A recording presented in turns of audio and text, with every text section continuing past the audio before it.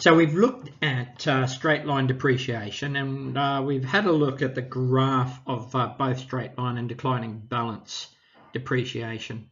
And we noticed that because declining balance depreciation uses a percentage, it appears as a curve on a graph, whereas because straight line depreciation uses a set amount each year, it appears as a straight line. So we're going to look at the mechanics behind the declining balance or diminishing value depreciation today, and we're going to use it to determine the salvage value of an item after a period of time. To reiterate what we've covered so far, we've said, well, this declining balance one, we use a percentage. And so, for example, if we take off 20% each year, or if we depreciate 20%, it's actually going to be worth 80% of the original value from the previous year. So we can say, for example, with a $2,000 original value, a 20% depreciation, we know that 80% of the original value will be the new value. So the salvage value after 1 year, for example, will be $1,600. But after 2 years, we're going to have to look at 80% of $1,600 and notice that, yeah, it's $1,280. And then so on, we'll look at 80% of $1,280, and so after 3 years, we notice that it's $1,024. Well, I should get you to notice as well, we're taking off 20% each time. 20% there, 20% there, 20% there. Make sure that, don't think of it like this, you're not going to do 60% from $2,000. So if I look at that, that's $1,200 depreciation, and that's not what we've got here. We've got under $1,000 depreciation there, haven't we? We've got about 1,076. So this is not equal to 60% depreciation. So we're taking 20% each year. Now, we could do that multiple times, and sometimes things depreciate over 10 or 20 years, and that's going to be a real pain. So we're going to use a variation of the compound interest formula, and the big variation is that minus sign. And so if I point this out to you here, the minus sign is going to make things get smaller.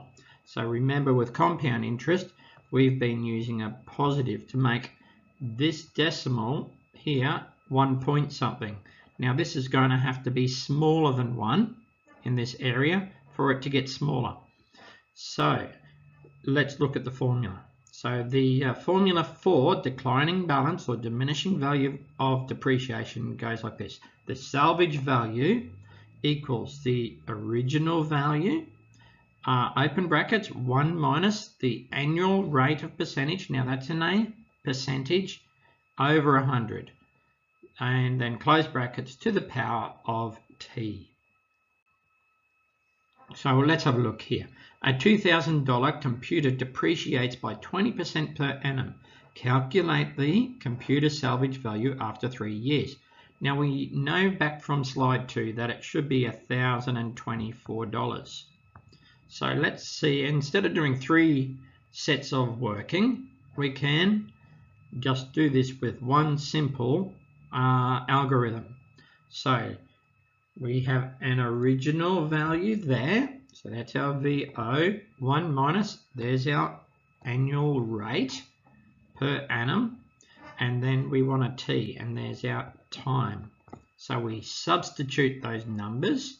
We've got 2,000 multiplied by 1 minus 20 over 100, so really that's 0.8 to the power of 3, isn't it?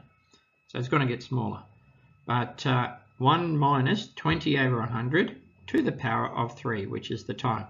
And that should equal $1,024. So we can use this compound interest formula variation to help us work out depreciation after any number of years. Let's have another go. So the work vehicle purchased for $50,000. Well, there's our original value. Depreciates by 10% per annum.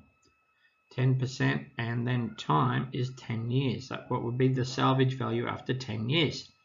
So this is nice. We can substitute in our $50,000. We've got a 10% there, and we've got a 10 years there, and that would now leave us with this algorithm here to plug into our calculator, which is $17,433.92.